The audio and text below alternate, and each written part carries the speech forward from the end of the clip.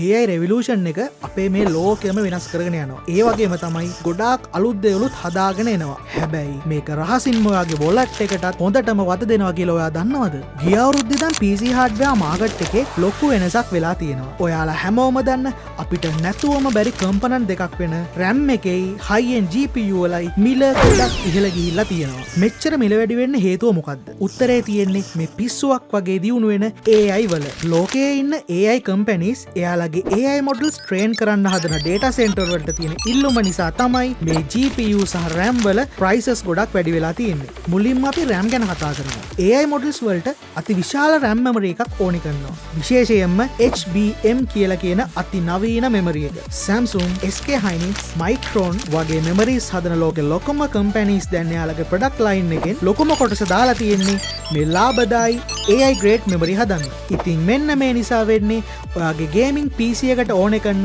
DDR4 DDR5 memories හදන්න තියෙන capacity එක අඩු වෙන එක. ඉල්ලුම එහෙමම තියෙන නිසා ඔව් මිල අහස උසටම යනවා. ඊළඟට අපි කතා කරන්නේ GPU ගැන. AI වලට වෙනම accelerators තිබ්බට අපේ GPU cards වලට මේ AI හොඳටම බලපාලා තියෙනවා. මොකද GPU වලට ඕන වෙන්නේ GDR memory නැත්තම් VRAM. AI වලට තියෙන memory chips ඉල්ලුම නිසා GDR වලත් මිල ගොඩක් ඉහළ යනවා. ඒ වගේම තමයි high end gaming GPU හදන තාක්ෂණයම තමයි AI accelerator වලටත් ගන්න. මේ චිප්ස් වලට තියෙන ලොකුම ලොකු ඉල්ලුම නිසා ගේමින් කාඩ් වලට එන සැපයුම සීමා වෙලා ඒ වගේම මිල අහස උසට යන්න පටන් ගන්න තියෙනවා. ඉතින් අනාගතයේ මිල කොහොම වෙයිද? RAM වලට නම් උත්තරේ එච්චර හොඳ උත්තරයක් නෙමෙයි. 2026 පුරාම RAM වල මිල දිගටම වැඩි වෙයි කියලා තමයි අපිට ඇනලයිස් වලින් බලා ගන්න තියෙන්නේ. සමහර විට 130 ඉඳන් 160ක් වගේ මිල වැඩිවීමේ සම්භාවිතාවකුත් තියෙනවා. ඉතින් අපේ බලාපොරොත්තුව 2026 අග වෙනකොට අලුත් මැනුෆැක්චරින් කැපැසිටි එකක් ආවොත් 2027 දිවත් ටිකක් හරි මේකේ මිල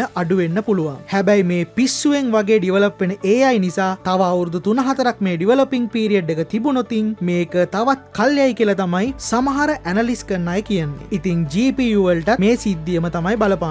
AMD වගේ ලොකු කම්පැනිස් දැනටමත් කියලා තියෙනවා මෙමරි කොස්ට් එක වැඩිවීම නිසා එයාලගේ කාඩ් වල මිල අවම වශයෙන් 10%කින්වත් වැඩි කරනවා කියලා. ඒ නිසා මෙමරි ෂෝටේජ් එක විසඳෙනකන් GPU මිලත් ඉහළම තියේවි. අලුතෙන් PC එකක් බිල්ඩ් කරන්න හිතන් ඉන්න ඔයාට ඔයාගේ බජට් එක නම් ටිකක් වැඩි කරගන්න වෙනවා. මොකද ඔයාට PC එකක් අවශ්‍යම නම් වෙන කරන්න ඔප්ෂන් එකක් නැති නිසා. ඔයා අලුත් PC එකක් හදන්න හෝ අප්ග්‍රේඩ් කරන්න හිටියනම් ඔයාට මොකද වෙන්නේ? අවුරුද්දකට කලින් ගිය ගානට වඩා ගොඩක් වැඩි ගානක් RAM වලටයි graphic cards වලටයි වෙන් කරන්න ඔයාට මේ අවුරුද්දේ ඉඳන් සිද්ධ වෙනවා. ඒ වගේම තමයි හොඳ sales offers එනකොට component එකක් අරන් තියාගන්නත් ඔයා දැන් ඉඳන්ම plan කරගන්න. මොකද 2025 holiday sale එක තමයි 2026 වෙනකන් තියෙන අන්තිම හොඳම අවස්ථාව වෙන්නේ ඔයාට ඕනි දේවල් ඉතාම අඩු මුදලකට අරගන්න.